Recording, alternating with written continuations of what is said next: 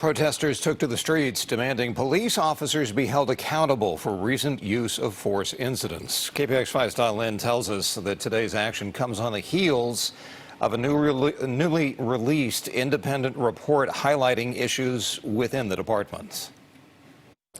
A group of independent experts wrote this 70-page report after spending almost a year analyzing the Vallejo Police Department. They found many problems and validated some of the concerns from the community. They offered 45 recommendations to reform the Vallejo Police Department.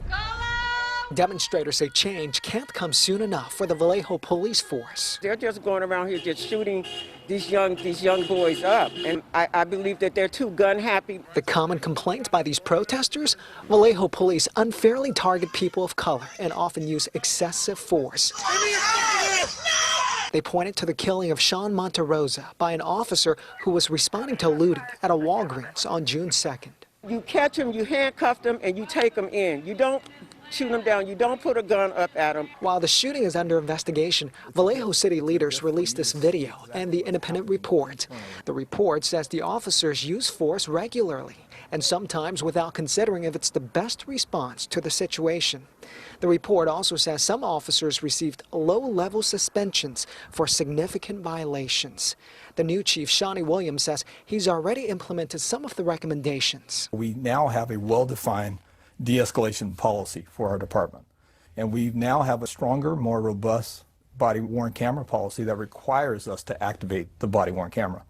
And that increases transparency and accountability for our department. The report says some of the problems are caused by a big staffing shortage.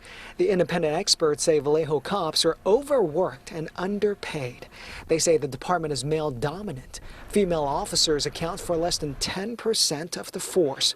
One of the recommendations is to do better in recruiting and promoting females and officers of color.